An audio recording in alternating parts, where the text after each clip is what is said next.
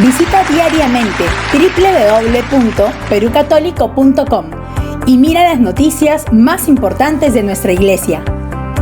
Perú Católico se fundó el 11 de octubre del año 2012. Desde ese día evangelizamos diariamente con las noticias, reportajes, entrevistas, galerías y recursos formativos. Homilías dominicales, a cargo de Monseñor José Ignacio Alemani. El Evangelio del Día, todos los días en el Facebook de Perú Católico. Pastoral familiar, textos para formar y ayudar a las pastorales familiares a nivel nacional. Premio Cardenal Juan Landázuri Ricketts. El 2015, la Conferencia Episcopal Peruana, a través de la Comisión de Comunicaciones, premió a Perú Católico como mejor medio digital del año a nivel nacional. Programa Talita Kum. Acompañamiento psicológico a más de 400 personas en este tiempo de pandemia, a cargo de psicólogos voluntarios. Programa Voluntariado en Comunicaciones. Más de 20 personas participan desde distintas ciudades, redactando y enviando noticias de la Iglesia del Perú. Programa Jesús es Navidad. En el mes de diciembre llevamos un mensaje de esperanza con víveres a los más necesitados. Bendición del Papa Francisco. En el año 2018, el Estado Vaticano envió una carta con palabras del Papa Francisco reconociendo la labor evangelizadora y otorgándonos la bendición apostólica. Consagración al Señor de los Milagros. En octubre pasado, Perú Católico fue consagrado al Señor de los Milagros a perpetuidad, al igual que sus periodistas y lectores. Iglesia rumbo al Bicentenario, una sección a cargo del Dr. José Antonio Benito, con más de 50 personajes entre laicos, santos, sacerdotes, obispos y arzobispos que forjaron la independencia del Perú. Esta sección ha sido reconocida como destacada del 2020 a nivel nacional por la Comisión de Comunicaciones de la Conferencia Episcopal Peruana. www.perucatólico.com. Llegamos a más de 1 millón de personas. 748-5020. Contacto @perucatólico.com.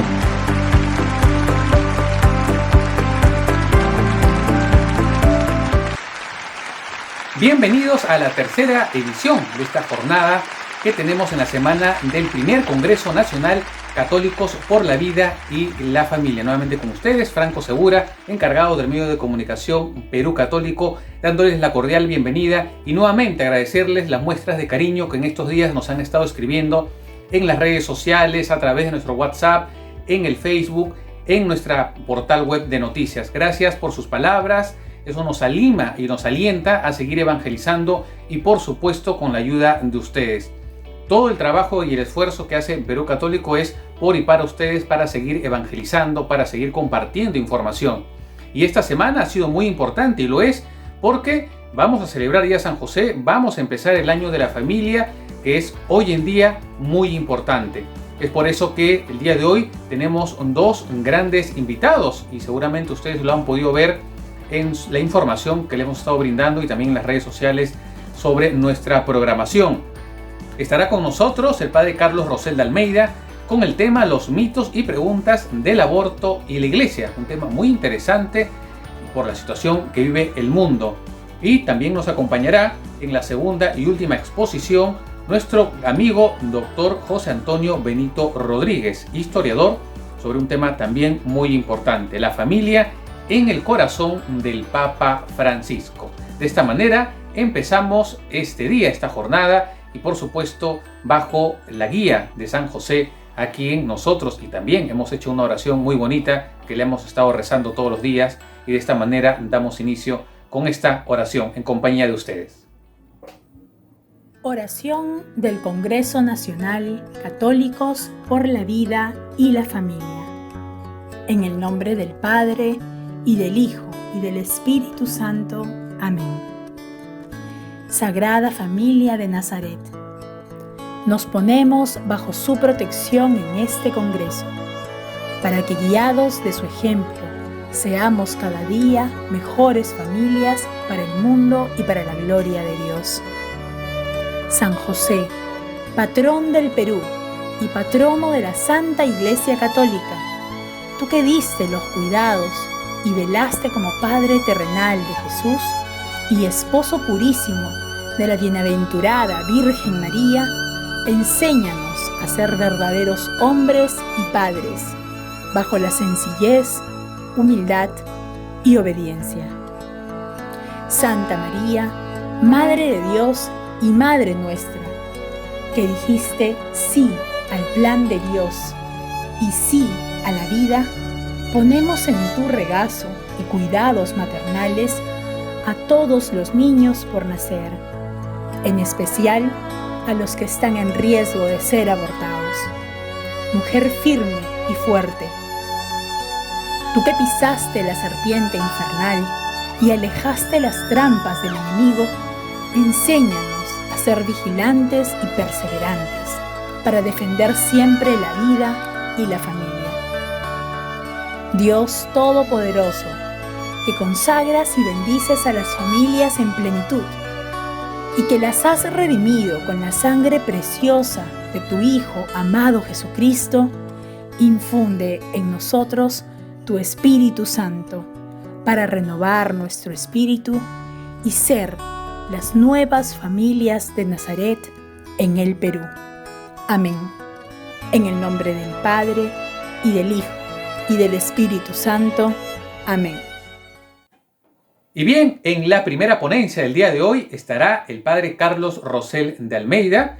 Él es párroco rector del Santuario del Señor de la Divina Misericordia en el distrito de Santiago de Surco, en Lima, y nos compartirá el tema los 7 mitos y preguntas del aborto y la Iglesia. Un tema sin duda muy controversial, no solamente aquí en el Perú, sino en el mundo, y además por la coyuntura en que estamos, donde en distintas organizaciones y grupos quieren imponer el tema del aborto. El padre Carlos pues nos va a dar muchísima información y alcances para nosotros como católicos poder tener una postura y defender sobre todo la vida, que la Iglesia siempre ha velado por la vida, el no nacido, y estamos, recuerden, celebrando este 25 de marzo el Día del No Nacido. Y para ya seguir con el padre Carlos Rosell, quería compartirles con ustedes una breve reseña para que lo conozcamos más. Él nació en Lima en el año 1970, es ingeniero civil titulado y egresado de la Universidad Nacional de Ingeniería. Fue ordenado sacerdote para la Arquidiócesis de Lima en el año 2004. Obtuvo el grado de doctor en Sagrada Teología por la Universidad de Navarra en España, con la tesis Escatología Ortodoxa, que recibió el premio extraordinario en el año 2007. Fue rector del Seminario Conciliar de Santo Toribio de Mogrovejo, aquí en Lima, desde el año 2010 hasta el año 2015. Fue también rector de la Facultad de Teología Pontificia y Civil de Lima desde el año 2013 al 2018. Ha sido administrador parroquial de la Parroquia Corazón de María, vicario de la Parroquia Santa Rosa, párroco de la Parroquia Cristo Sacerdoce y actualmente es el párroco del Santuario del Señor de la Divina Misericordia. Como ustedes saben, ha publicado distintos libros y está con nosotros nuestro querido amigo padre Carlos Rosell de Almeida, a quien le damos la bienvenida. Gracias, Franco, por la presentación. Un saludo a todos los que están participando en este Congreso Católico. Mi gratitud a Perú Católico por la invitación para abordar este punto sobre el aborto. He tomado la libertad de acomodar un poco el título de la charla, señalando que voy a desmontar los mitos sobre el aborto con 7 puntos concretos que son 7 verdades.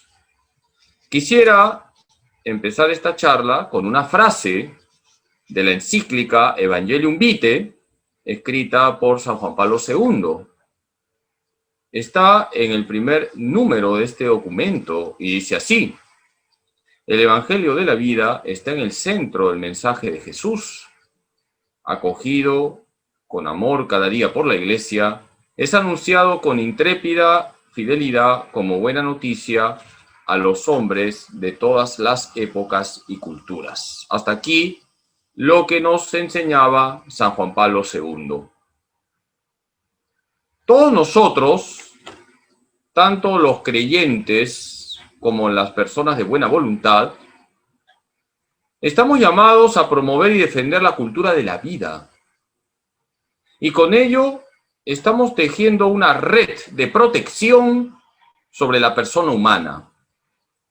Urge hoy en día que nos unamos en defensa de la vida de todo ser humano en todas las etapas de su existencia, comenzando por el concebido no nacido. El tema de esta charla tiene como intención desmontar 7 mitos que se lanzan para promover el aborto. Estos mitos son desmontables porque la mentira es como un castillo de naipes. Tarde o temprano se vendrá abajo. Les quiero compartir una historia antes de empezar mi exposición. Un muchacho entró con paso firme en una joyería y pidió que le mostraran el mejor anillo de compromiso que tuvieran. El joyero le enseñó uno. El muchacho contempló el anillo y con una sonrisa lo aprobó. Preguntó luego el precio y se dispuso a pagarlo. ¿Se va usted a casar pronto?, preguntó el dueño. No, ni siquiera tengo novia, contestó. La sorpresa del joyero divirtió al muchacho. Es para mi madre. Cuando yo iba a nacer estuvo sola. Alguien le aconsejó que me matara antes de que naciera, pero ella dijo que no. Ella se negó y me dio el don de la vida. Y tuvo muchos problemas, muchos. Fue padre y madre para mí, fue amiga y hermana, y fue maestra. Me hizo ser lo que soy. Ahora que puedo, le compro este anillo de compromiso. Ella nunca tuvo uno. Yo se lo doy como promesa de que si ella hizo todo por mí, ahora yo haré todo por ella. Quizás después entregue yo otro anillo de compromiso, pero será el segundo. El joyero no dijo nada. Solamente ordenó a su cajera que le hiciera al muchacho el descuento aquel que se hacía solo a clientes especiales. Hasta aquí esta historia. Quiero rendir homenaje a todas las mujeres que no abortaron a pesar de todas las presiones que tuvieron. Antes de empezar este tema, quiero dejar en claro que el aborto voluntario es un atentado directo contra la vida del concebido no nacido. Es un asesinato y por tanto va en contra del 5º mandamiento, no matarás. Hoy en día se quiere hacer pasar este asesinato como una cuestión lícita, cuando nunca es lícito quitar la vida al inocente. Comienzo pues con mi exposición y la primera verdad que hay que remarcar es que el aborto no es una interrupción del embarazo. Hoy en día, el lenguaje de interrupción del embarazo es usado para lavar cerebros y suavizar la palabra aborto. Se nos quiere hacer creer que el aborto es una interrupción del embarazo. Si el aborto fuese una interrupción, se podría volver a continuar con el proceso de la vida. Pero no es así, dado que una vez que se comete el aborto ya no hay vuelta atrás. En el momento en que se le quita la vida a un ser humano, lo dice la experiencia y el sentido común, no existe modo alguno de recuperar esa vida. Por eso, debe quedar en claro que el aborto no es una interrupción, sino un verdadero asesinato. Es fundamental no dejar que se nos confunda con este lenguaje ambiguo que se aplica hoy en día para imponer diversas ideologías. Hoy se manipula con el lenguaje.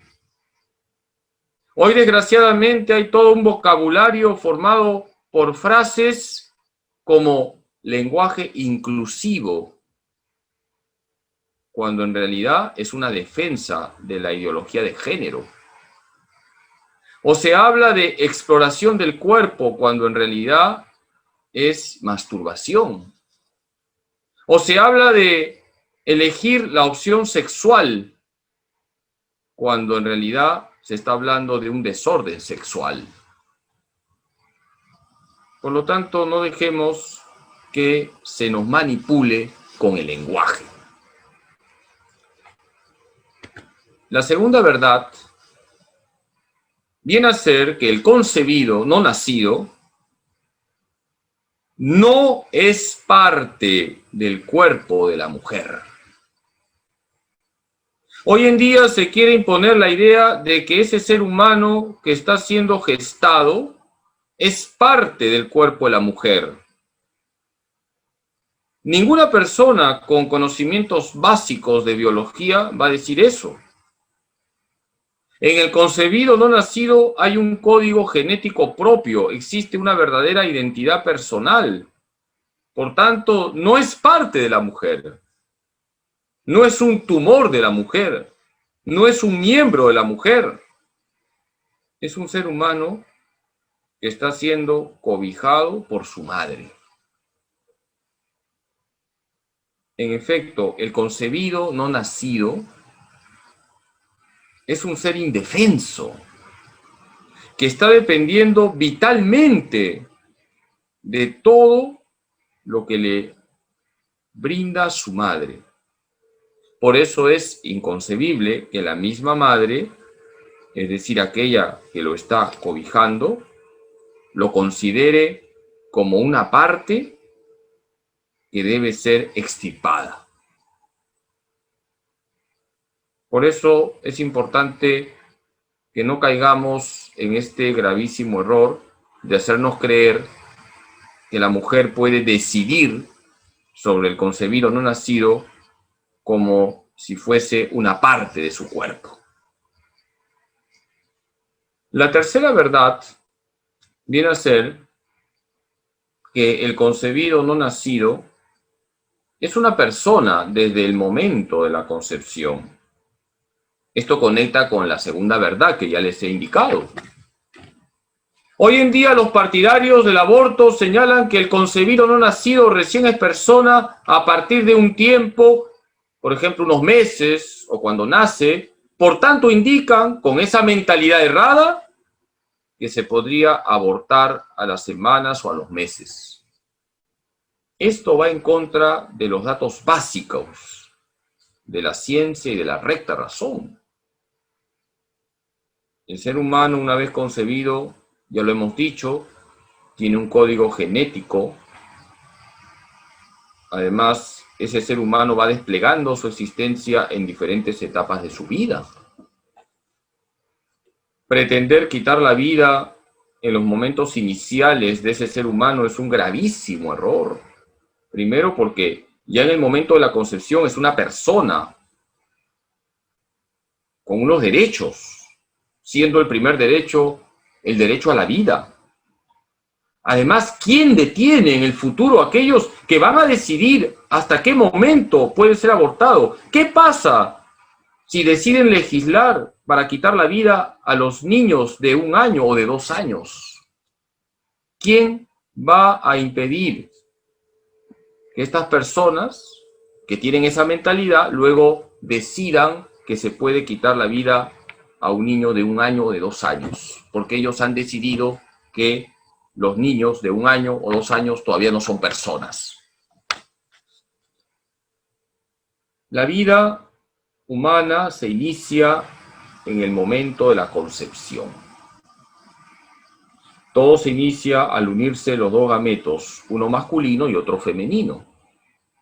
Aquí ya hay un ser humano. El fruto de la fecundación es el cigoto, que es la primera célula que resulta de esta fusión de las células masculina y femenina. Luego de unas divisiones celulares, este ser humano recibe el nombre de mórula.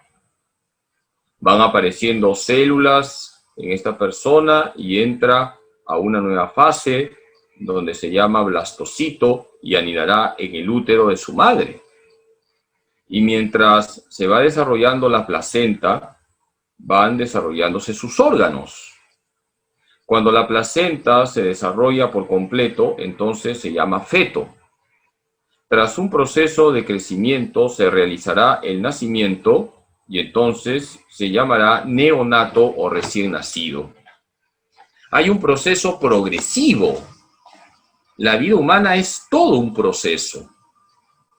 Tras la fecundación, a las 2 semanas se inicia el desarrollo del sistema nervioso.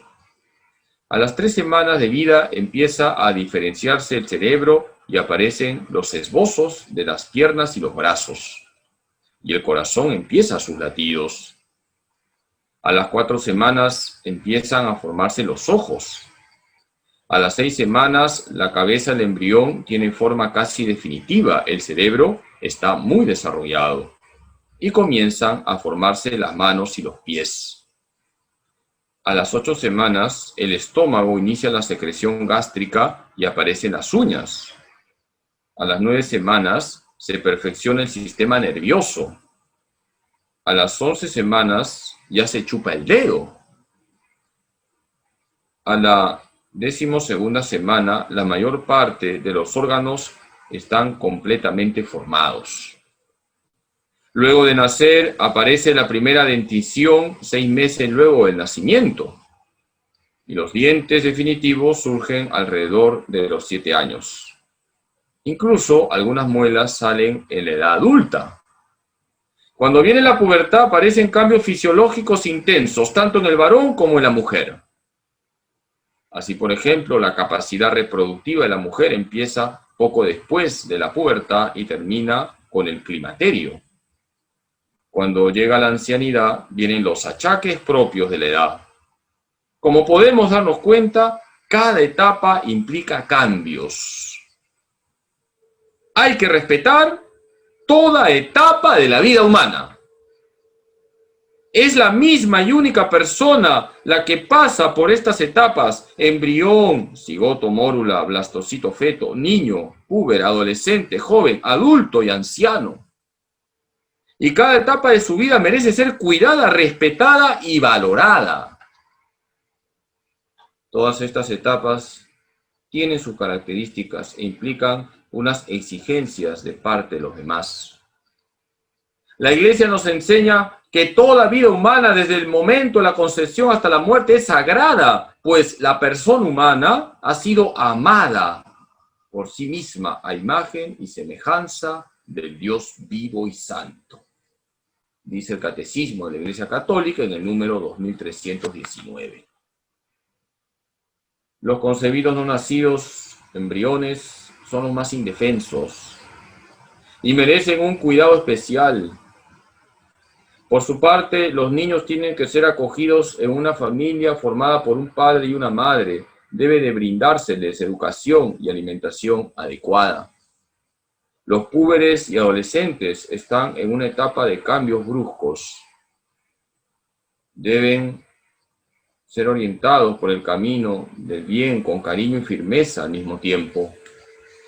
La juventud es la etapa de las grandes decisiones. Hay que dar oportunidad a los jóvenes para que desarrollen sus nobles ideales. Los adultos son los llamados a cargar con las mayores responsabilidades y están llamados a ser ejemplares. Por último, la ancianidad es una etapa que exige una atención especial, pues las personas mayores casi no se valen por sí mismas. ¿Por qué les he mencionado todo este recorrido? Porque la misma persona recorre este camino. Y todas las etapas de la vida humana están sostenidas por el amor de Dios. San Juan Pablo II lo decía con claridad en la Evangelium Vitae número 61. El hombre desde el seno materno pertenece a Dios, que lo escruta y conoce todo, que lo forma y lo plasma con sus manos, que lo ve mientras es todavía un pequeño embrión informe y que en él entrevé el adulto de mañana, cuyos días están contados y cuya vocación está ya escrita en el libro de la vida. Vamos con la cuarta verdad. Ni siquiera en caso de violación es lícito el aborto. Una situación límite es el caso de una violación. Debemos señalar que en estos casos es fundamental acompañar a la mujer víctima. En efecto, estamos llamados a acompañar a quien ha sido víctima de una violación. Tenemos que arroparla con nuestro cariño, con nuestra solidaridad, con nuestra oración y con las ayudas psicológicas necesarias. Asimismo, al violador se le debe dar la mayor pena, es decir, que debe caer sobre él todo el peso de la ley. Y quisiera aquí señalar la importancia de ir a las raíces del por qué se dan las violaciones. Una de esas raíces es la visión deformada de la sexualidad que se propaga por todos los ambientes, haciéndonos creer que la sexualidad es un mero medio de placer. Estamos llamados a purificar el ambiente tan sexualizado que estamos viviendo. ¿Por qué no ir a las raíces y causas de la violencia sexual en vez de quitar la vida a lo inocente? Yendo al caso concreto de una violación, nunca es lícito matar al inocente para resolver un problema. Además, no se va a resolver el problema de la mujer.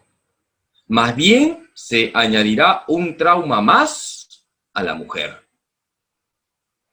Es abrir una herida más. Matar una vida no sana, sino genera un trauma. No podemos permitir que esta situación de la violación, que es tan dolorosa, sea usada por los abortistas para legislar en contra de la vida humana usando el argumento del sentimiento. Vamos con la quinta verdad. Al condenar el aborto, la Iglesia no está imponiendo su fe. Los partidarios del aborto dicen que la Iglesia quiere imponer su fe en la sociedad. Y puesto que estamos en un Estado laico, no debemos permitir, dicen los abortistas, que la Iglesia imponga su fe. La cuestión del aborto no es un tema de fe, sino de ley natural. Por tanto, es una cuestión de humanidad. Esto nos lleva a una ética universal. Todo hombre tiene una ley impresa en su corazón que le exige respetar la vida. En el fondo de todo hombre está la conciencia que debe conservar su existencia. Cuando la Iglesia se opone al aborto, apela a la recta razón. Apela al corazón de todo hombre. No importa aquí el credo religioso, sino que el hombre se abra a la voz de su conciencia que le dice, respeta la vida. La Iglesia, al condenar el aborto, lo que hace es señalar que es un acto intrínsecamente malo, es decir, es malo en sí mismo. No es una cuestión dogmática, es una cuestión de humanidad. Esto hay que repetirlo 1000 veces. Nosotros, los católicos, rechazamos el aborto porque el aborto es malo en sí mismo. El aborto es una cuestión que tiene que ser abordada desde la ley natural, esa ley que está inscrita en el corazón de todo hombre. Por eso, rechazar el aborto es una cuestión de humanidad, pues está en juego el valor intocable de la persona humana. De ahí que la Iglesia pide a las autoridades que legislen teniendo en cuenta el valor de la persona humana, sea quien sea. Por eso la Iglesia alza su voz diciendo no al aborto y diciendo no a los políticos abortistas. Cuando la Iglesia señala la gravedad del aborto, lo que está haciendo es salir en defensa de la persona humana. Sea quien sea, no interesa si esa persona es católica o evangélica o testigo de Jehová o es una persona atea. Aquí se está defendiendo a la persona humana, sea quien sea. La Iglesia no está imponiendo su fe, está saliendo en defensa de la humanidad.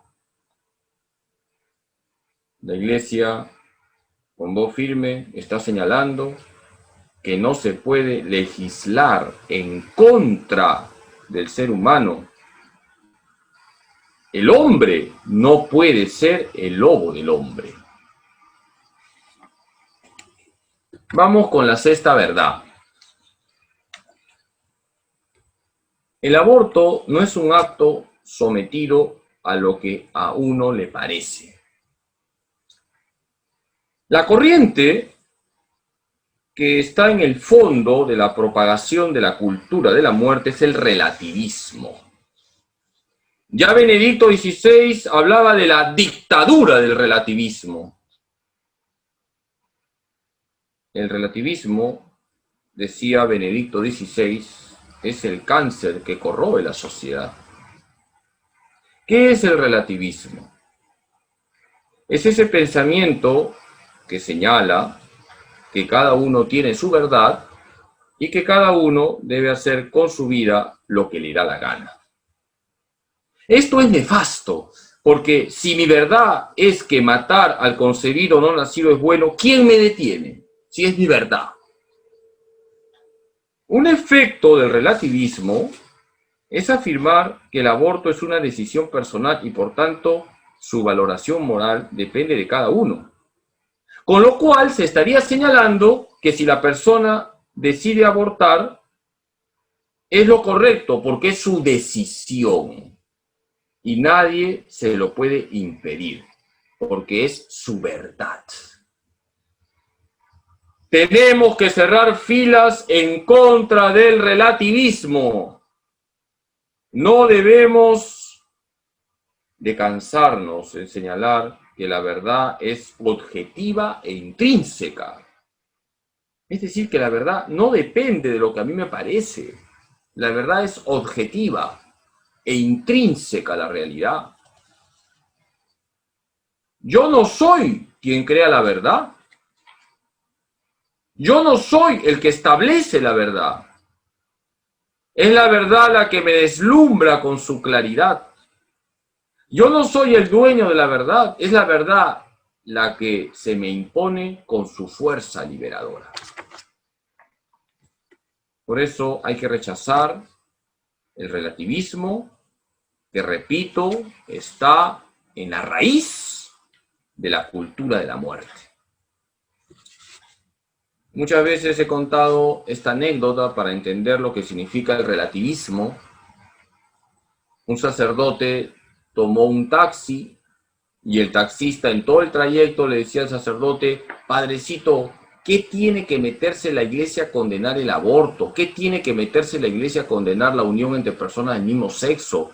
¿Qué tiene que meterse la iglesia a condenar las relaciones prematrimoniales? Si cada uno tiene su verdad y que cada uno haga con su vida lo que le da la gana. Durante todo el trayecto, este taxista repetía la misma idea. Cada uno tiene su verdad, que cada uno haga con su vida lo que le da la gana. El sacerdote estaba callado, no decía nada. Cuando llegaron al lugar establecido, el sacerdote bajó del taxi y no le pagó al taxista y se fue. El taxista bajó de su carro, corriendo se acercó al sacerdote y le dice: padrecito, no me ha pagado, tienes que pagarme. Y el sacerdote le dijo: hijo mío, tú has dicho durante todo el trayecto que cada uno tiene su verdad y que cada uno haga con su vida lo que le da la gana. Pues mi verdad es que es bueno no pagar los taxis, así que vete en paz, y no le pago. Fíjense a dónde nos lleva el relativismo, al caos moral. Vamos con la séptima verdad. No existe el aborto terapéutico. Uno de los argumentos que se usan para difundir la cultura de la muerte es hablar del aborto terapéutico, y de esa manera se quiere diluir la gravedad de quitar la vida al inocente. No se puede usar la palabra terapéutico porque esta palabra significa curar. Y al matar a un ser humano no se está curando. Esto es absurdo. ¿Cómo se le va a llamar terapéutico a un acto que es un asesinato?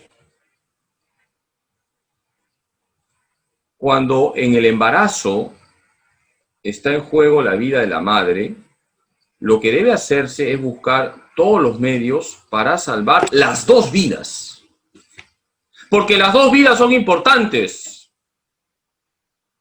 La vida de la madre y la vida del concebido no nacido. Ambas tienen que ser custodiadas. Y hay que poner todos los esfuerzos para salvar las dos vidas. De ahí que no se puede ir directamente a matar al concebido no nacido para salvaguardar la vida de la madre. Otra cosa es que en el proceso de curación de la madre, como un efecto no querido del tratamiento, se pierda la vida que se estaba gestando. Pero es un efecto no querido.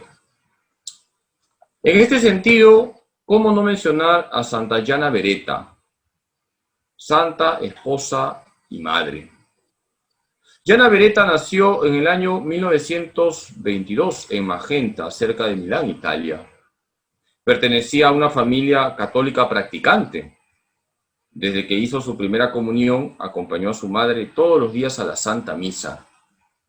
Yana se caracterizó por estar siempre alegre y por su piedad. Tuvo una gran devoción a la Santísima Virgen María. A los 15 años hizo un retiro espiritual y sacó el siguiente propósito: 1000 veces morir antes que cometer un pecado mortal. Yana estudió medicina y tuvo en claro que tenía que ser una buena profesional de la salud. Ella vio en el enfermo al mismo Cristo. Decía: como el sacerdote toca a Jesús, así nosotros los médicos tocamos a Jesús en los cuerpos de nuestros pacientes.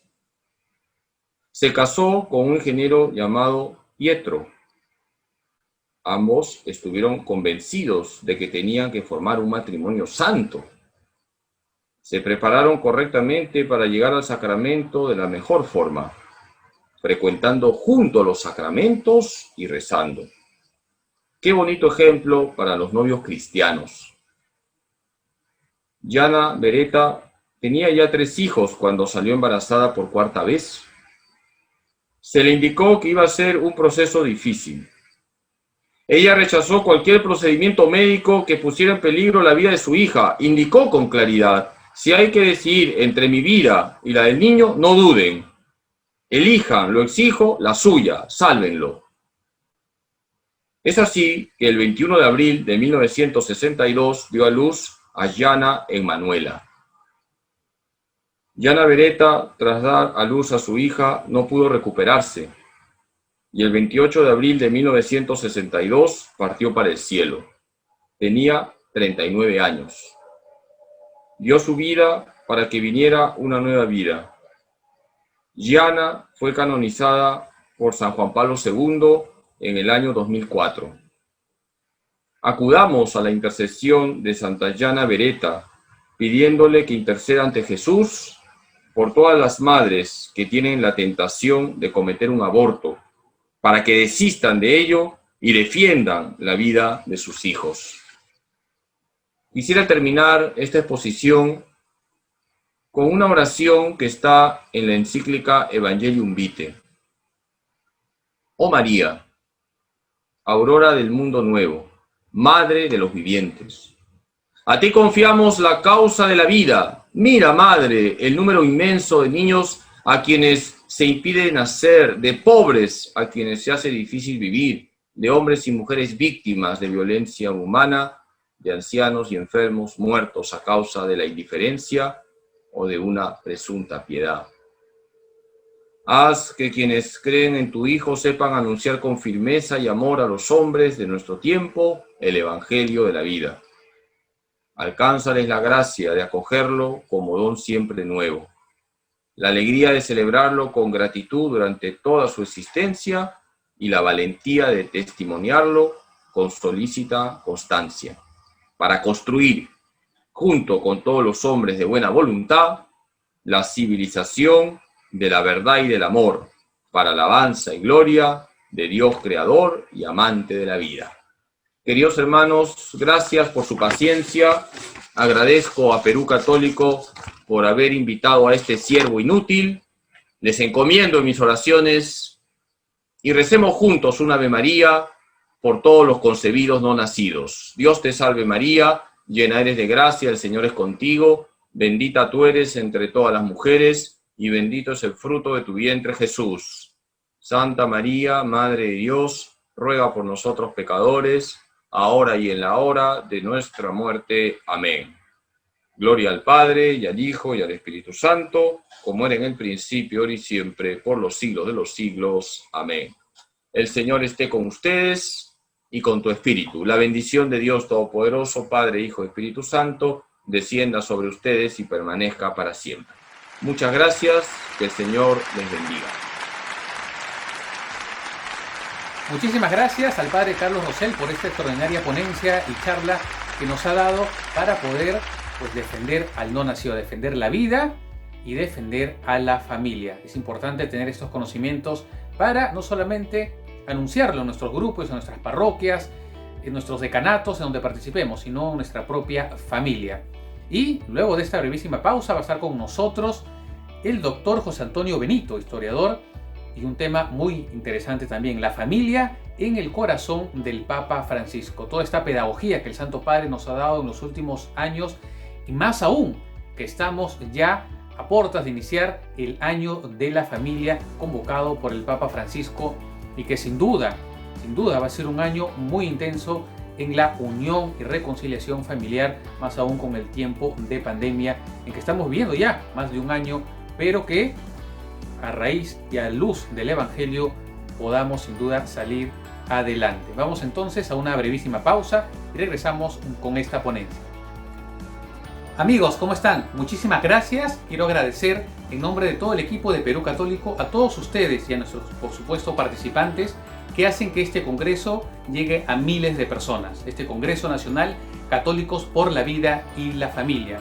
Gracias a todos ustedes quienes estos días han estado compartiendo y enviando sus mensajes en las redes sociales, así como en WhatsApp, compartiendo la alegría, compartiendo estos conocimientos, y me alegra muchísimo saber que están satisfechos y contentos por todas las ponencias que estamos teniendo. Otra cosa que quería compartirles es que todas las ponencias quedarán grabadas en Facebook y grabadas en nuestro canal YouTube de Perú Católico. Así que las personas que no han podido ver por X razones, al día siguiente o en cualquier horario, pueden verlas, porque quedarán, repito, grabadas, y por supuesto los animo a que las compartan también a sus familiares y amigos a través de links o en sus redes sociales. Eso es importante saberlo porque este material es de mucha utilidad, de mucho conocimiento y de mucha información. Así que lo tienen ahí en las redes sociales, va a quedar grabado, no se preocupen, y lo pueden ver desde la comodidad de su hogar en el momento que deseen. Asimismo, quiero decirles que agreguen nuestro número de WhatsApp, con lo cual hemos estado comunicándonos con todos ustedes para tenerlos en la lista de difusión y compartir las noticias, compartir la nueva evangelización. Ya saben que los números son los que están apareciendo en pantalla. Es importante, a los que no nos tienen agregados, agregar el más 511 y de ahí el número 748 50 20, los números que están apareciendo.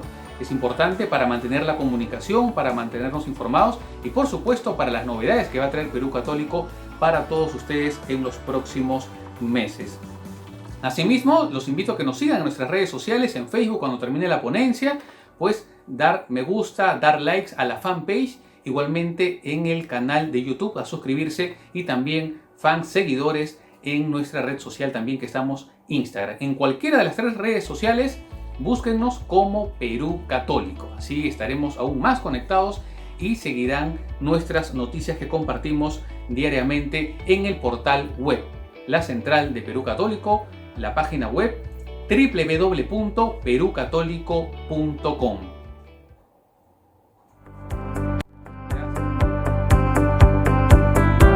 Visita diariamente www.perucatólico.com y mira las noticias más importantes de nuestra iglesia. Perú Católico se fundó el 11 de octubre del año 2012. Desde ese día evangelizamos diariamente con las noticias, reportajes, entrevistas, galerías y recursos formativos. Homilías dominicales, a cargo de Monseñor José Ignacio Alemani. El Evangelio del Día, todos los días en el Facebook de Perú Católico. Pastoral familiar. Textos para formar y ayudar a las pastorales familiares a nivel nacional. Premio Cardenal Juan Landázuri Ricketts. El 2015, la Conferencia Episcopal Peruana, a través de la Comisión de Comunicaciones, premió a Perú Católico como mejor medio digital del año a nivel nacional. Programa Talita Cum. Acompañamiento psicológico a más de 400 personas en este tiempo de pandemia, a cargo de psicólogos voluntarios. Programa Voluntariado en Comunicaciones.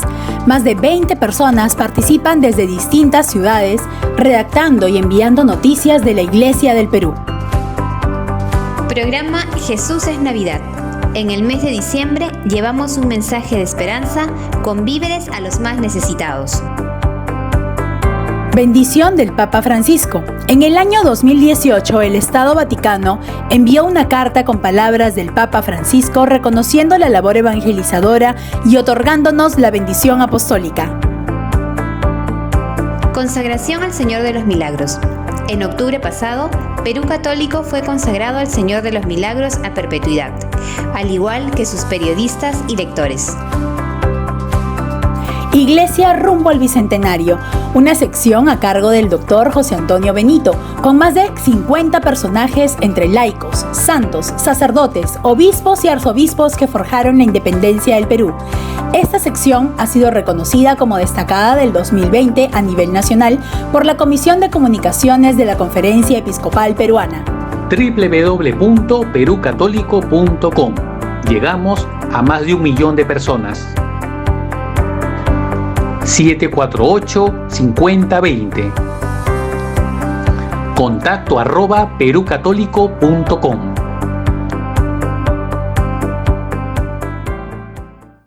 Y bien amigos, continuamos hoy jueves 18 con la segunda ponencia. Y nos referimos al doctor José Antonio Benito, historiador, quien nos va a compartir el tema La familia en el corazón del Papa Francisco. Y para conocer un poco más de nuestro amigo José Antonio, él nació en España, en Salamanca, vive en el Perú desde el año 1995, es doctor en Historia de América por la Universidad de Valladolid, docente principal de la Universidad Católica Sede Sapiense y en la Facultad de Teología Pontificia y Civil de Lima. Además es secretario de la Academia Peruana de Historia Eclesiástica, autor de libros y artículos sobre la historia de la Iglesia en el Perú. Y además tiene su sección en Perú Católico, Iglesia rumbo al Bicentenario, donde comparte más de 60 personajes que forjaron la independencia del Perú y que hace poco ha sido también reconocida a nivel nacional. Esta sección muy importante que además aprovecho en invitarlos a que ustedes puedan visitar la sección del Dr. José Antonio Benito en el portal perucatólico.com, Iglesia rumbo al Bicentenario. Y también él conduce el programa El Puente en Pax TV y Perú, Tierra Ensantada en Radio María. De esta manera presentamos entonces al doctor José Antonio Benito. Bienvenido. Muy buenas, querido Franco, queridos amigos que están participando en este congreso con tanta vida y que queremos que sea familiar, pero al mismo tiempo compartiéndolo con todas las familias de aquí del Perú y del mundo. Estamos justo en el momento de intersección entre el año de San José, por eso lo he puesto, para que nos ayude, lo tengo como fondo de pantalla, pero ya comienza el año de la familia.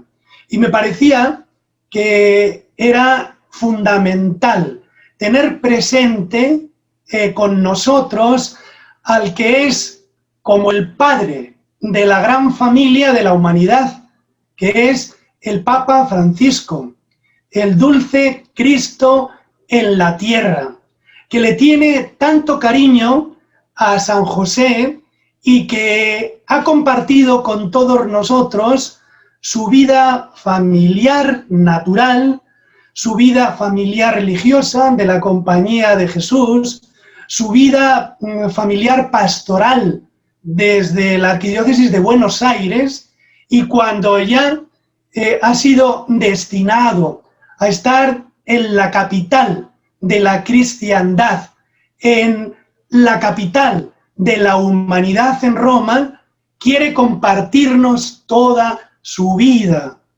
y su vida familiar con todos nosotros. Es lo que quiero rescatar en el tiempo que me lleve esta ponencia, para la cual quiero aprovechar el libro que publicó Paulinas, me pidió que publicase el libro Francisco, el Papa de todos, que ahora les presentaré en parte, y hablaremos en primer lugar sobre el Papa, su familia, y después el sueño que él tiene sobre la familia, sobre la vida, a partir de esta experiencia que a todos nos está golpeando, que es la pandemia, pero él lo vive con esperanza. Y por eso veremos su magisterio sobre la familia. Yo les voy a ir presentando lo que tengo preparado y al hilo de las imágenes, pues les voy a ir comentando estos puntos. Bien, la familia en el corazón del Papa Francisco. Les pongo esta imagen que me entregó un profesor de religión de la Universidad Católica Sedes Sapienza y que ilustra muy bien el espíritu familiar del Papa Francisco con el Perú. Ahí está reseñado, ¿no?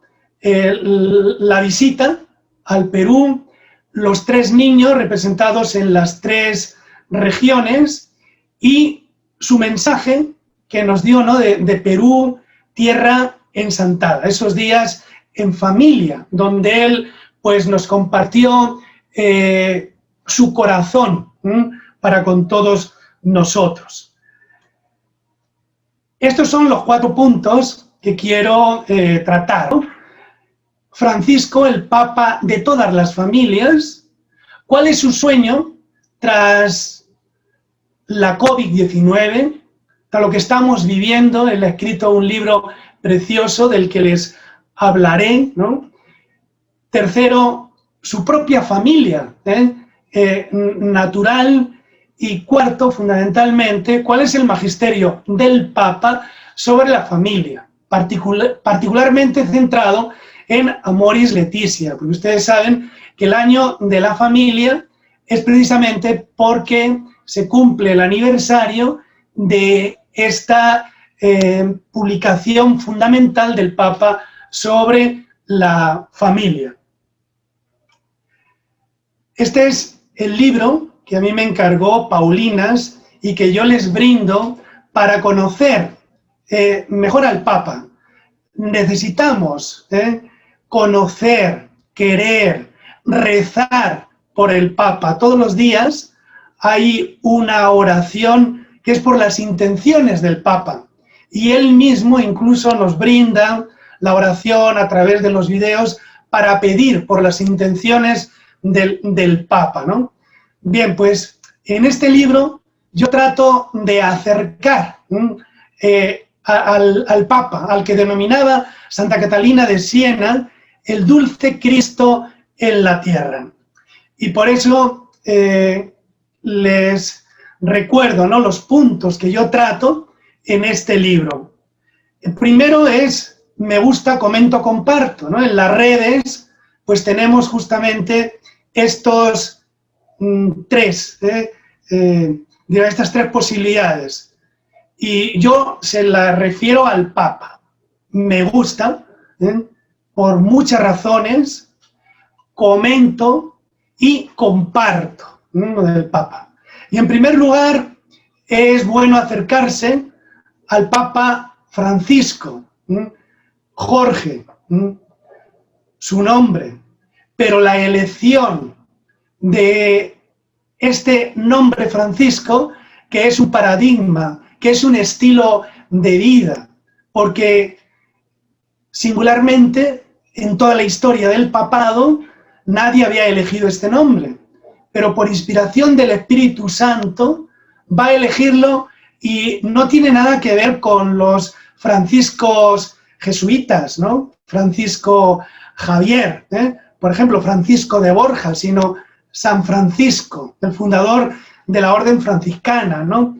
El que se enamoró de tal manera de Cristo que le dio al Evangelio como un calor, una vida distinta, ¿no? Y es el que escucha esa voz en San Damián: Francisco, repara mi iglesia.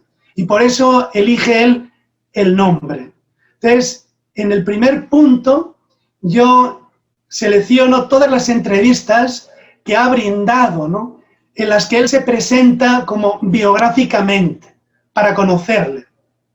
En segundo lugar, el millón de amigos, ¿no?, que podríamos decir que tiene el Papa Francisco, pero así de manera concreta, con los que sigue manteniendo una confianza grande. En tercer lugar, yo quiero hablar de Francisco, pero como el Pedro actual, como el Cristo vivo que nosotros tenemos, el dulce Cristo en la tierra, como decía Santa Catalina de Siena.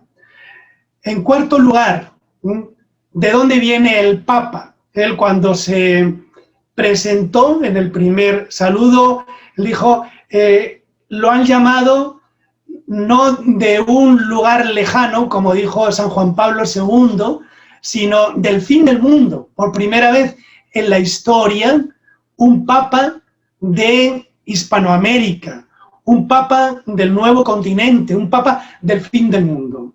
Para conocerle bien hay que ver sus raíces argentinas. Por eso yo le ubico en la tierra argentina. Él usa incluso terminología y palabras que son del Gran Buenos Aires. Entonces, hay que ubicarle para entenderle bien en el contexto argentino. Pero también en su pertenencia a la Compañía de Jesús. Por primera vez en la historia, un jesuita accede al papado. Ustedes saben que los jesuitas tienen un cuarto voto, y el cuarto voto es de la obediencia al Papa. Se le llama a San Ignacio de Loyola, su fundador, y a los sucesores en general, el Papa Negro, los jesuitas. Bueno, pues en este momento el Papa Blanco, ¿verdad?, es también el Papa Negro, o sea, es un jesuita. Y desde hace más de 150 años no había un religioso al frente del papado. Por eso es tan importante esta clave en Francisco. Séptimo, es un obispo, un cardenal un pastor con olor a oveja. O sea, no es un pastor de laboratorio, no es un pastor de gabinete, no es un pastor burocrático, sino que es un pastor de 24 horas. Un pastor que en Buenos Aires iba en el Metropolitano, que se paraba a hablar con todos, que cuando fue al cónclave iba con su cartera y que va caminando, que conoce la realidad muy bien, que conoce a sus ovejas, con el buen olor de la realidad y el buen olor de Cristo. Octavo, hay que ver que nosotros vivimos un momento realmente histórico. Por primera vez, un papa, Benedicto XVI, presentaba su dimisión. Y en ese momento, pues se va a producir como un tsunami, como un terremoto, ¿no? Pero es no para el mal, sino para el bien. Es un nuevo Pentecostés.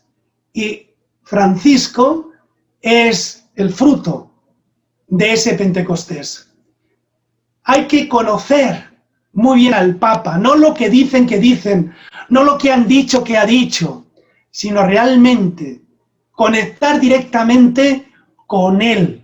Por eso es tan importante conectar directamente con las agencias pontificias, Vatican BA, Vatican News. Él todos los días celebra la misa y brinda su homilía de pocos minutos a todo el mundo. Yo les invito a que conecten realmente, directamente con él. Su magisterio lo tenemos en las encíclicas, en las exhortaciones, pero sobre todo en el pan de cada día.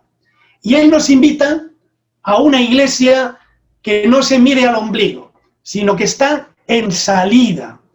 Una iglesia que cumple el 11º mandamiento. Id, vayan, ¿no? Esa es la iglesia que sueña Francisco. Su gran desafío, la reforma interior. Y él desde el primer día comenzó la reforma. ¿De qué manera? Orando y pidiendo siempre, oren por mí. Y fíjense, los términos que usa fundamentalmente tienen que ver con alegría, leticia, o con gaudium, gozo, amoris leticia, evangelii gaudium, ¿no? Y por eso el último punto que yo pongo en el libro es unidos en la esperanza, el lema que nos compartió aquí cuando vino al Perú, y eso vivirlo en el día a día. El Papa de todas las familias. En el libro el Papa Francisco, claves de su pensamiento, de un argentino también, que es el número 2 de la obra del Opus Dei, Mariano Facio, nos comparte lo que fue la intervención del Papa Francisco en el cónclave, pensando en el próximo Papa, un hombre que desde la contemplación de Jesucristo y desde la adoración a Jesucristo ayude a la Iglesia a salir de sí hacia las periferias existenciales, que le ayude a ser la madre fecunda que vive de la dulce y confortadora alegría de evangelizar. Aquí está condensado todo lo que quiere el Papa. Un enamorado de Cristo, un contemplativo que le adora, pero que sale como fruto de esa contemplación, de esa adoración, a los últimos lugares, las periferias, y no tanto entendido como lugar, que sí, porque él conoce muy bien lo que son los pueblos jóvenes, las favelas, sino también las periferias existenciales de aquellos que viven sin Dios, de aquellos que están al borde de la desesperación, periferias existenciales. Y la Iglesia les tiene que ayudar convirtiéndose en la madre fecunda que vive no mirándose a sí misma, sino con la dulce y confortadora alegría de evangelizar. Aquí en el Perú, el doctor Gustavo Sánchez, catedrático de la Facultad de Teología, ha escrito un libro estupendo sobre el magisterio pastoral de Francisco. A veces incluso, para minusvalorar a Francisco, se le compara con los papas anteriores, con el Papa Benedicto XVI, como viniendo a decir que no es un papa intelectual, que no tiene como un magisterio definido, y sin embargo, ojo con esto. Tenemos que querer al Papa y tenemos que conocerle muy bien. Y por eso este libro nos rescata 3 palabras fundamentales de su biografía intelectual. La alegría que quiere brindarnos a todos, la misericordia y el encuentro. 3 palabras que sintetizan las líneas del magisterio de Francisco. Miren, otro libro fundamental, La Eclesiología del Papa Francisco. Su autor estuvo aquí entre nosotros hace 2 años, Eloy Bueno de la Fuente. Yo le hice varias entrevistas en Paz, en Radio María. También le invitamos a la Facultad de Teología para que diese su lección magistral y la dio justo sobre este tema fundamental. La eclesiología del Papa Francisco, que él la sintetiza en 2 puntos. El bautismo y la terminología de iglesia sinodal.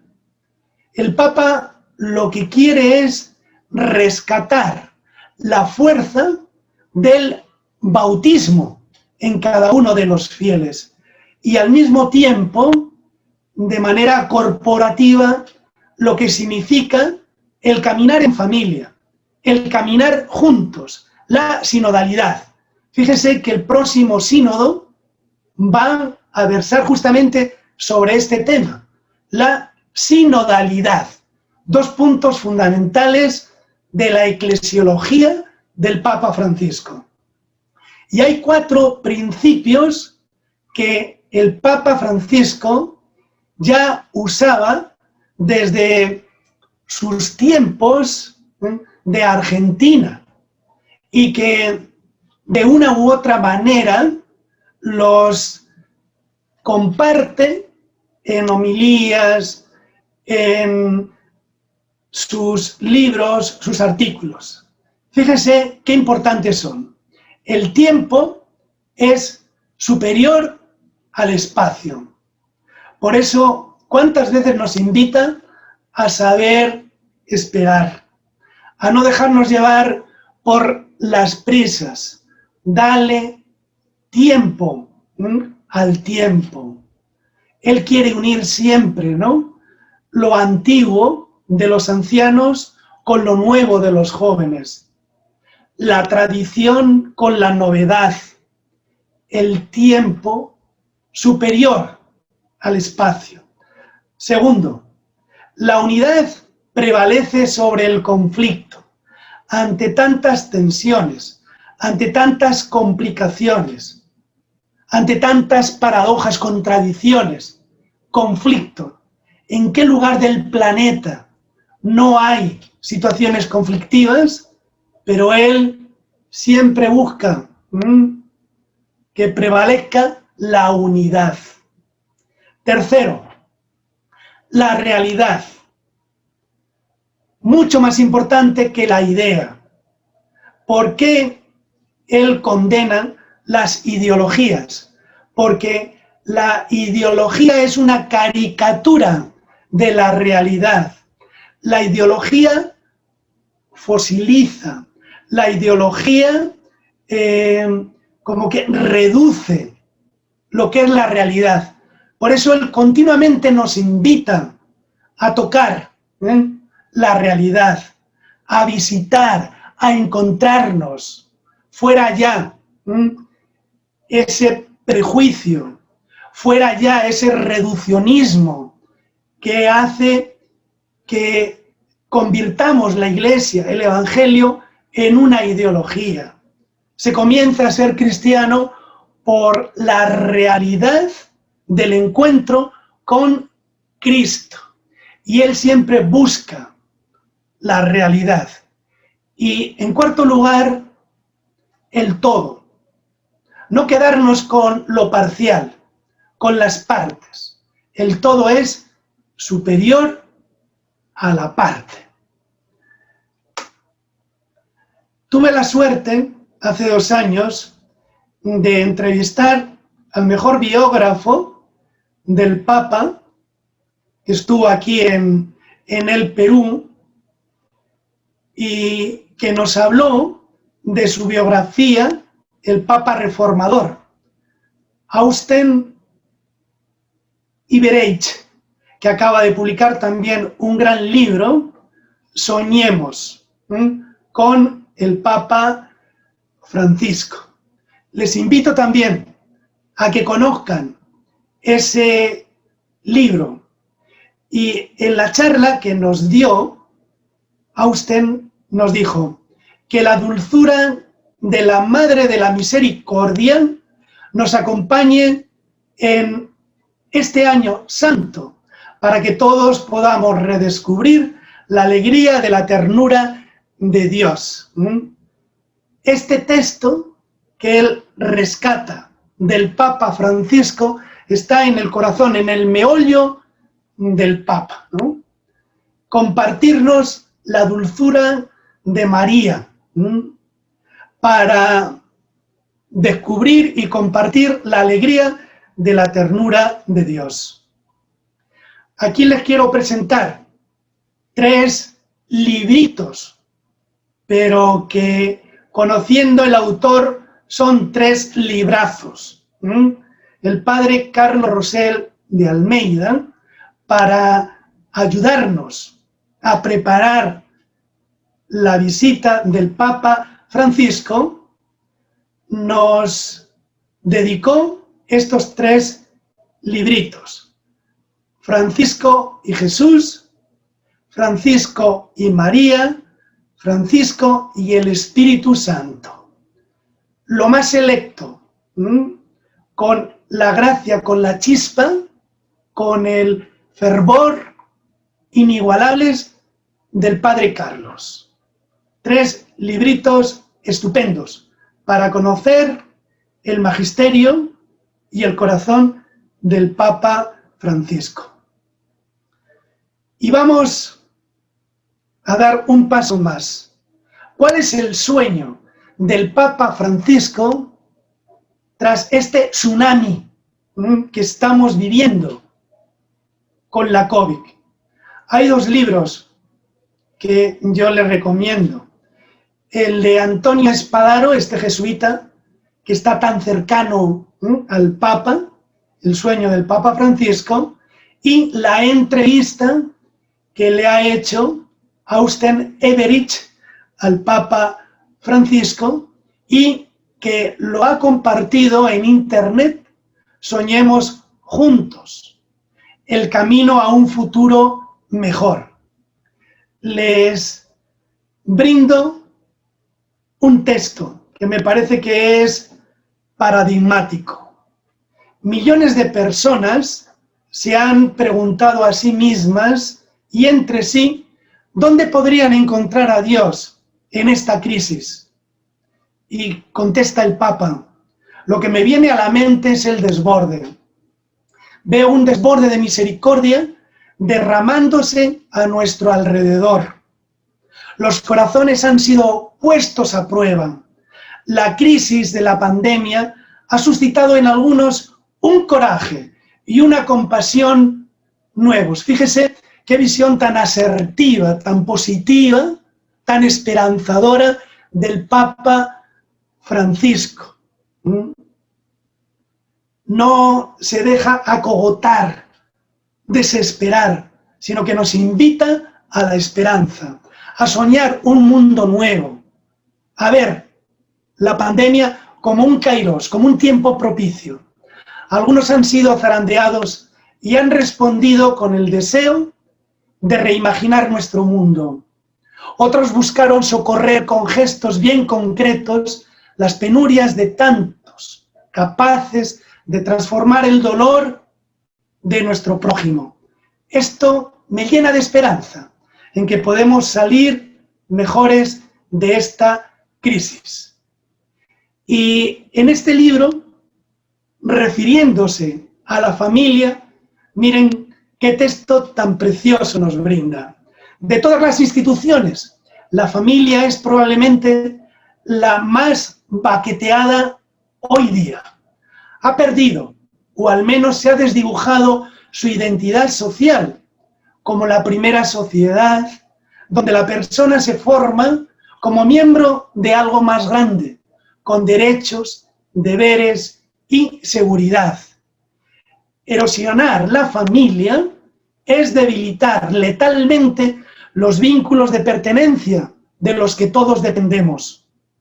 Esto lo ves en la tragedia de los jóvenes y la gente mayor. Siempre habla, ¿no?, de encontrarse los jóvenes y los ancianos. Es una intuición, pero hace tiempo que creo que si prestamos atención a ambos grupos, si los incorporamos y los unimos entre sí, pasarán grandes cosas. Siempre el Papa pendiente de hacer familia entre los mayores, los abuelos y los más jóvenes. Actuar, sigue diciendo el Papa, al estilo del samaritano en una crisis implica dejarme golpear por lo que veo, sabiendo que el sufrimiento me va a cambiar. Los cristianos hablamos de esto como asumir y abrazar la cruz. Abrazar la cruz, confiados en que lo que viene es vida nueva. Nos da el coraje para dejarnos de lamentarnos y salir al encuentro para servir a los demás y así suscitar el cambio posible, que solo nacerá de la compasión y el servicio. Para la Iglesia ha sido un tiempo de separación forzada, pero también un tiempo de encontrar maneras nuevas y creativas de reunirnos como pueblo de Dios. Vamos ahora a presentar brevemente la familia del Papa. Ahí le tenemos cuando se ordenó de sacerdote. Están sus hermanos, Alberto Horacio, Óscar Adrián, Marta Regina y María Elena, que es la única que vive en este momento. Y sus papás, Mario y Regina. Más amplia que los papás y los hermanos, y siempre como un buen descendiente de italianos ahí en Argentina, considera la gran familia, ¿no? Los abuelos. Católicos practicantes constituían una familia normal en un barrio del populoso Buenos Aires, y en su seno aprendió las virtudes familiares de respeto y cariño por sus padres, de sana fraternidad, de entrega mutua, y desde la familia él ya se va a interesar por la cultura, por el deporte, ¿no? Nos ha indicado cómo su mamá le hacía escuchar el programa, lo que podría ser aquí Radio Filarmonía, ¿no? Allí es el programa de ópera que transmitía Radio Nacional, explicándoles argumentos y advirtiéndoles cuando llegaban las escenas más importantes. Y como buen porteño, también aprendió de su padre a seguir el equipo de fútbol. Ustedes ya saben el gran interés, ¿no?, que tiene y además es socio, ¿no?, del Gran Club San Lorenzo de Almagro, que fundó, como ustedes saben, un salesiano al que él tenía un gran aprecio. Él mismo va a practicar, ¿no?, el deporte. Entonces aquí le vemos con los abuelos. También hay dos libros fundamentales para conocer la familia del Papa. El de Andrea Tornielli, que se titula Las florecillas del Papa Francisco, y otro sobre su abuela, su engreída, Rosa de los dos mundos, que escribe la periodista Lucía Capucci, que vino con el Papa aquí cuando nos visitó en el Perú. Miren lo importante que es para el Papa su abuela, que lleva incluso su testamento, una ficha ya desgastada de su abuela Rosa, donde dice que mis nietos tengan una vida larga y feliz, pero si un día el dolor, la enfermedad o la pérdida de una persona querida debieran llenarlos de aflicción, que no olviden nunca que un suspiro, una oración hacia el tabernáculo donde está guardado el más grande y más venerable de los mártires, una mirada hacia María al pie de la cruz, pueden hacer caer una gota de bálsamo sobre las heridas más profundas y más dolorosas. Tenía un gran cariño por la abuela Rosa. Siempre el Papa ha propiciado el encuentro con las familias. Le encanta bendecir, ¿no?, a los novios, a los matrimonios, ¿no?, a los pequeños. Y su familia religiosa. Miren qué foto tan entrañable en la iglesia de San Pedro, aquí en Lima, donde están todos los jesuitas del Perú y de otros países rodeándole, ¿no? Porque él es, pues, de la familia religiosa de la Compañía de Jesús. Y su familia universal.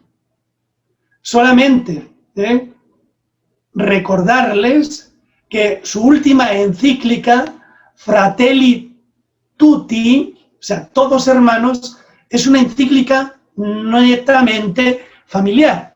Fíjense, no ha habido una encíclica en toda la historia del pontificado que tenga en su título un término distinto al latín, porque por obligación deben ser las 2 o 3 palabras en latín, pero él ha cambiado y le ha puesto el término del italiano para rescatar 2 palabras de San Francisco de Asís, y quiere que la encíclica tenga, pues, ese perfume de las florecillas de Francisco de Asís, de sabor a evangelio, donde él habla de que todos somos fratelli, hermanos, tutti fratelli. Agradezco al doctor Gustavo que me pasó estas diapositivas de su ponencia sobre Fratelli Tutti. Yo lo único que quiero rescatar de esta encíclica es cómo el Papa quiere compartirnos esa vivencia de lo que es la familia, pero con todo el mundo, más allá de los credos, porque él piensa que todos somos hijos de Dios. Y el gran desafío es que todos vivan con nuestro Padre y que todos seamos hermanos, fratelli tutti. Por eso nos dice que el amor tiene que ser el movilizador de la acción cristiana y eclesial. Todos ustedes son hermanos, nos recuerda a Mateo 23, 8. Y nos comparten la parábola del hijo pródigo, ¿no? Y al mismo tiempo la parábola del buen samaritano. Esta parábola, nos dice, es un ícono iluminador capaz de poner de manifiesto la opción de fondo que necesitamos tomar para reconstruir este mundo que nos duele. Ante tanto dolor, ante tanta herida, la única salida es ser como el buen samaritano. O sea, nosotros debemos de saber que los que están a nuestro lado son nuestros hermanos. Tenemos que donarles sangre, tenemos que donarles plata, tenemos que donarles tiempo, porque son nuestros hermanos. Fratelli tutti. La parábola del buen samaritano. Luz en medio de la oscuridad, porque el buen samaritano es Cristo y nos invita a ser otros Cristos en nuestro mundo. Para serlo, nos recuerda que lo peor que nos puede pasar es la amnesia, el olvido, el que nos aqueje el Alzheimer. En Fratelli Tutti nos invitan a vivir las lecciones de la historia como maestra de la vida. Y nos dice, tenemos que recuperar el nosotros. Hay que evitar el Juan Palomo. Yo me lo guiso, yo me lo como. Y los demás que los parta un rayo. No, no, no. El nosotros. Hay que recuperar la pasión compartida por una comunidad de pertenencia y de solidaridad, a la cual destinar tiempo, esfuerzo y bienes.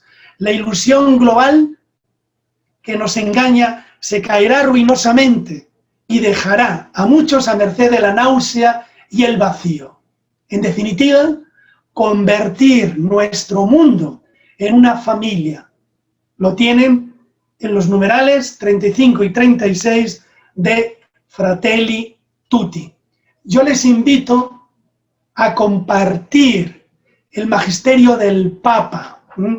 Yo tengo en mi blog varias entradas que hablan justamente de su magisterio, ¿no? Como para vencer al COVID soñando juntos. Yo les invito a que conectemos directamente con el magisterio del Papa Francisco. Fíjense, ahora que estamos en plena Cuaresma, qué texto tan bello nos ha dado. Mirad que subimos a Jerusalén, que estamos en Cuaresma, un tiempo para renovar la fe, la esperanza y la caridad. A pesar de todo, el Papa está aislado. Al Papa, incluso desde dentro de la Iglesia, no se le quiere como deberíamos quererle, ¿no? Él siempre nos dice, oren por mí. Pues tenemos que orar por el Papa. Tenemos que conocer al Papa directamente. Dejemos de los dichos, de las opiniones y acudamos directamente a su magisterio. No le dejemos solo.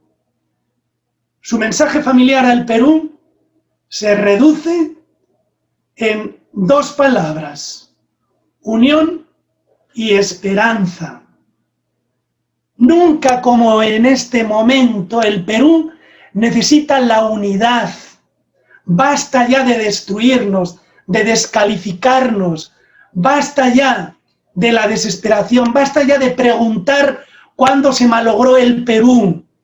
Tenemos que sentir el mensaje del Papa Francisco y ver cuándo se ha construido el Perú y compartir, sobre todo en este tiempo de bicentenario, los protagonistas que han construido, que han logrado la peruanidad, que nos han brindado esperanza. Y nadie como los santos, fíjese este icono que le regalamos al Papa, ¿se acuerdan ustedes? En Las Palmas, cuando ya se despedía, este icono en el que está Cristo, nuestro Salvador, pero el reflejo del Cristo, nuestro Salvador, son los cristianos de 20, nuestros santos.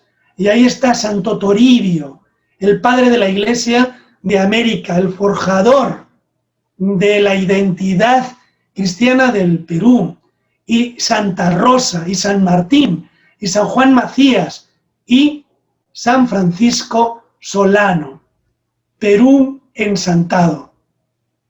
Ahí tienen su despedida, su aliento.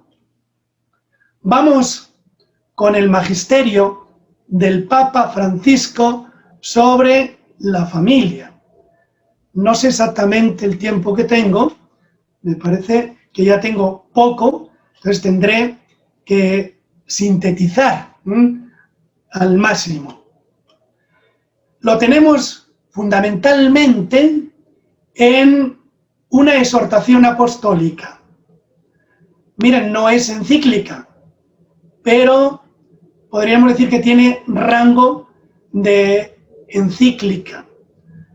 Después de 2 sínodos sobre la familia, después de escuchar a lo que le habían enviado, a los que participaron en los 2 sínodos, los obispos de todo el planeta, los padres sinodales, después de leerse las conclusiones del sínodo, él va a redactar esta exhortación, Amoris Laetitia, y está resumido aquí.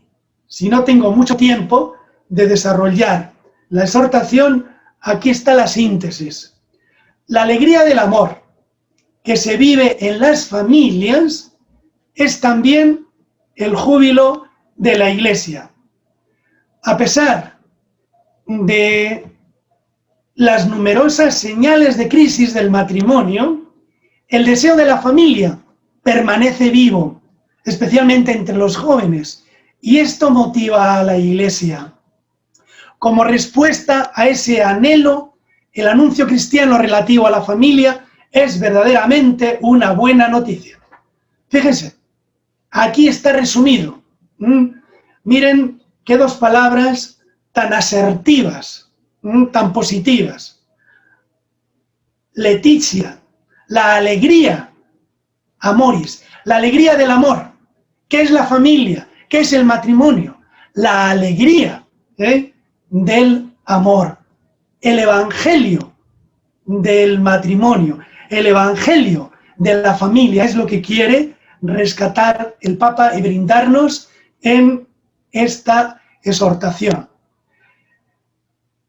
Hay unos antecedentes para entender esta exhortación. No olviden que el año de la familia es porque estamos celebrando su aniversario. Es el resultado de 2 años de debate en los que había una gran expectativa para ver si realmente se cambiaba el magisterio y se rompía con la emblemática encíclica de San Pablo VI, la Humane Vitae. Incluso algunos periódicos van a presentar la Amoris Laetitia como que es una exhortación rupturista, y esto es falso. Fíjese qué titulares brindaron los periódicos. Yo en ese momento estaba en España, ¿no? El País dice: el Papa abre la Iglesia a los divorciados que se vuelven a casar. El Mundo: el Papa acepta ahora las nuevas familias. El ABC: el Papa pide integrar a los divorciados valorando la tesitura de cada persona. La CNN: mayor aceptación en la Iglesia de las familias irregulares. Televisión Española: el Papa abre la comunión a los divorciados. Fíjense que de 100 puntos se menciona el tema de los divorciados vueltos a casar, cómo habría que tratarlos pastoralmente. Y sin embargo, el centro no es justamente esto, ¿no? Porque la Iglesia, perdonen,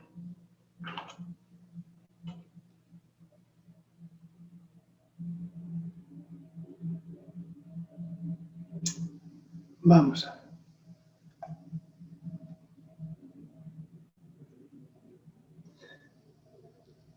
La Iglesia nunca ha excomulgado a los divorciados vueltos a casar, tampoco a las parejas de hecho convivientes o solo casados civilmente.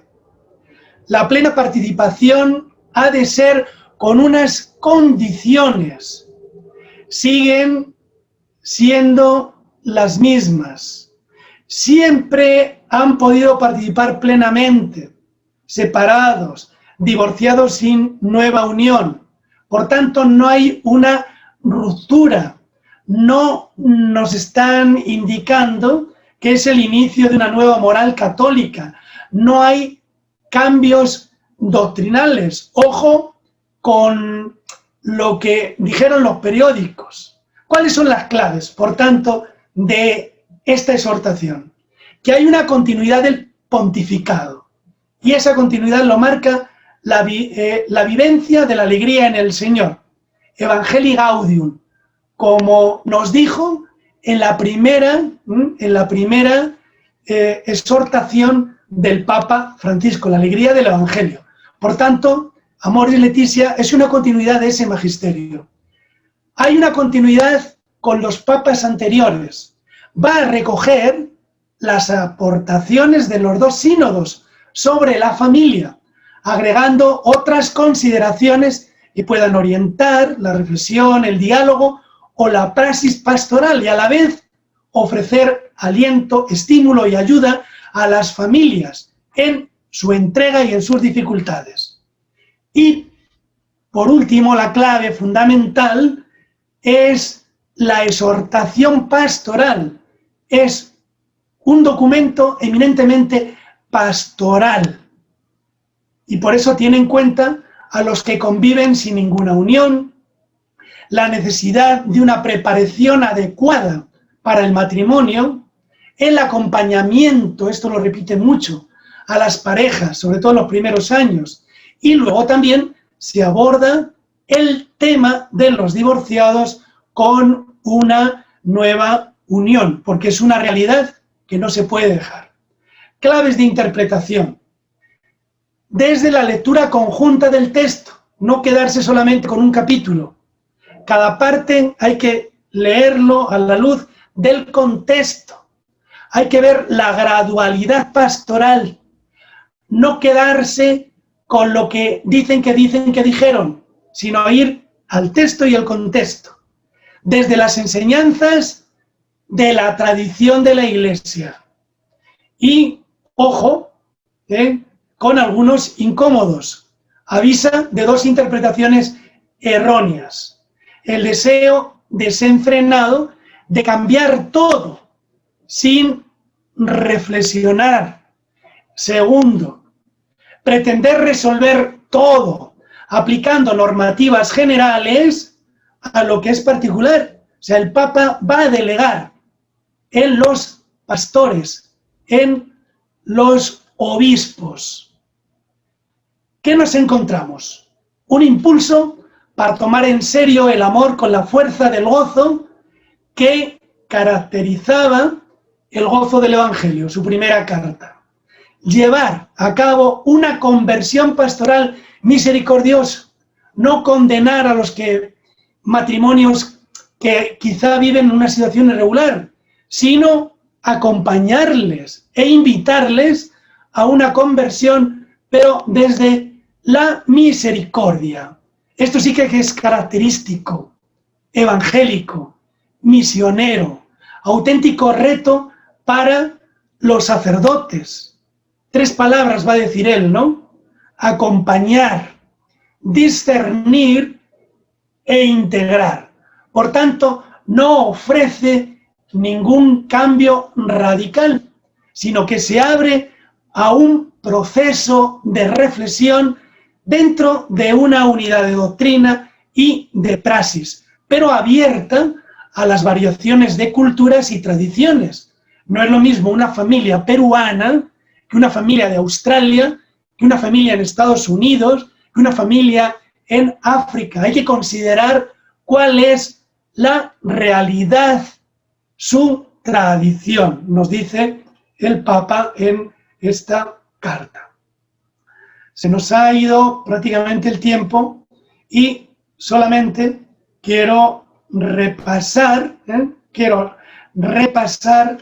algunos de los puntos fundamentales, simplemente citar los capítulos. El primero, a la luz de la palabra, o sea, la fuente es la Biblia.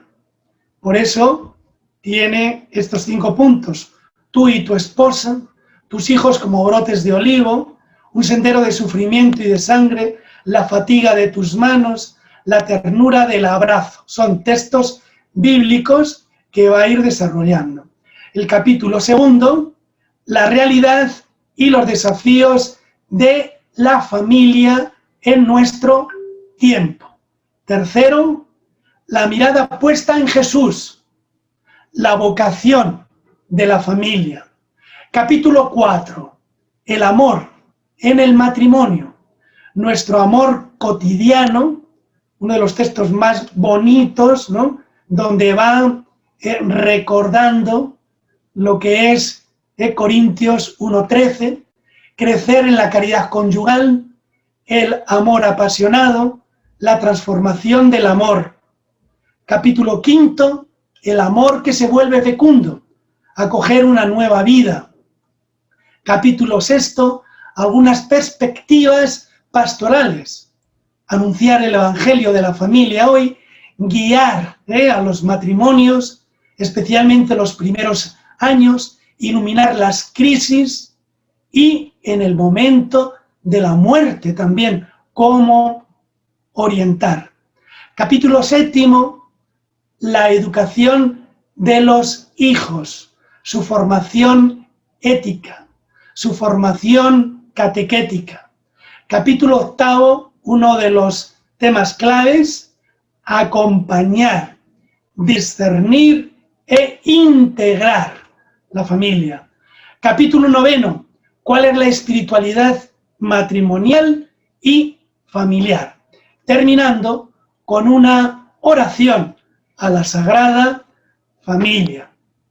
Esto es lo que importa. Familia que reza unida, permanece unida y es fecunda en la unión.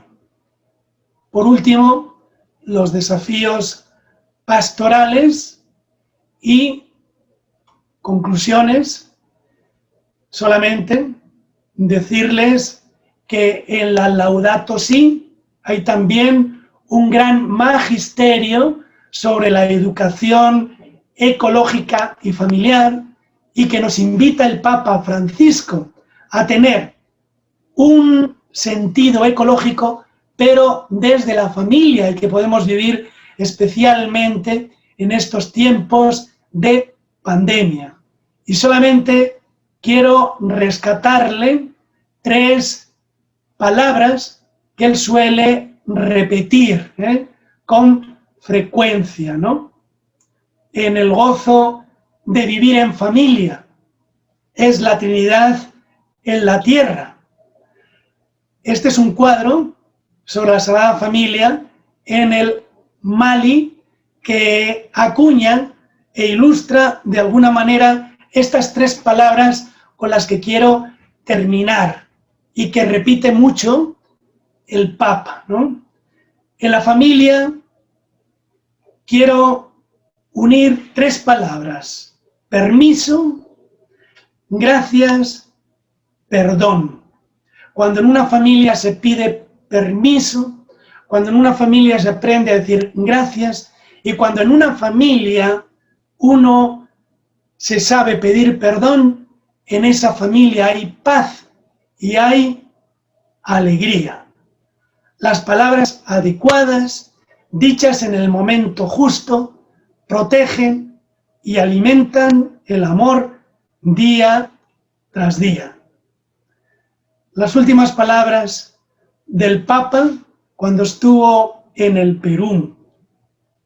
Hoy el Señor te invita a ti personalmente y familiarmente a caminar con Él la ciudad. Te invita a que seas su discípulo misionero y así te vuelvas parte de ese gran susurro que quiere seguir resonando en los distintos rincones de nuestra vida. Alégrate, el Señor está contigo. Que esta imagen que tenemos en el Mali y que nos ofrece lo que es la vida de San José, la vida familiar en este bicentenario, pues esté con todos ustedes. Muchas gracias. Muchísimas gracias, José Antonio Benito, con esta ponencia, La familia en el corazón del Papa Francisco. Sin duda, una pedagogía, una enseñanza, unas palabras del Papa puestas a merced, explicadas muy bien por nuestro amigo José Antonio Benito y que nos ayuda a conocer además más del Papa y sobre esta misión que tiene con las familias católicas. Estamos ya, vuelvo a repetir e insistir en estos días, por iniciar el año de la familia, un año de la familia para pues mejorar. Cada uno sabe muy bien qué puede mejorar en la familia y ese granito de arena que pondremos cada uno en nuestro hogar, pues sin duda es un reflejo que luego se va a dar en la evangelización. Así que gracias por esa ponencia tan importante. Y mañana ya culminamos el Congreso Nacional Católicos por la Vida. Mañana celebramos a San José, mañana iniciamos el año de la familia y tenemos a dos grandes ponentes, un invitado especial que lo hemos estado compartiendo también en redes sociales, nuestro querido amigo José Pepe Alonso, predicador en EWTN, y nos va a compartir el tema Reto y Misión de la Familia en el Perú. Muchísima información nos tiene que compartir, así que va a ser una jornada muy intensa. Además, luego estará con nosotros el excelentísimo Monseñor José Ignacio Alemani con el tema San José, padre de familia. Cómo no, mañana 19, no hablar de nuestro querido San José, que acá lo tengo a mi costado, también nos ha acompañado en este congreso y que lo hemos puesto en sus manos, porque él ha sido también padre terrenal de Jesús y sabe también esas responsabilidades, esas carencias y esas necesidades. Es por eso que mañana es importante hablar de San José y por supuesto con la voz de Monseñor José Ignacio Alemani, que es muy devoto y quiere muchísimo a San José, así que va a ser un día muy bonito. Y finalmente, lo que también hemos estado compartiendo, la consagración a Dios a través de San José y de la Sagrada Familia. Así que va a ser un día muy intenso, de mucha oración y también de mucha fiesta, de mucha alegría, que no termina aquí, en este cuarto día, en este último día del Congreso, sino que vamos a salir, vamos a iniciar este año de la familia consagrados a San José, consagrados a la Sagrada Familia, precisamente para anunciar la buena nueva. No se olviden de visitar diariamente www.perucatólico.com, donde compartimos las noticias y distintas actividades de la Iglesia, no solamente del Perú, del Papa Francisco y del mundo, y donde ustedes pueden encontrar muchísima información. Nos encontramos mañana a las 7 de la noche. Conmigo, Franco Segura. Muy buenas noches.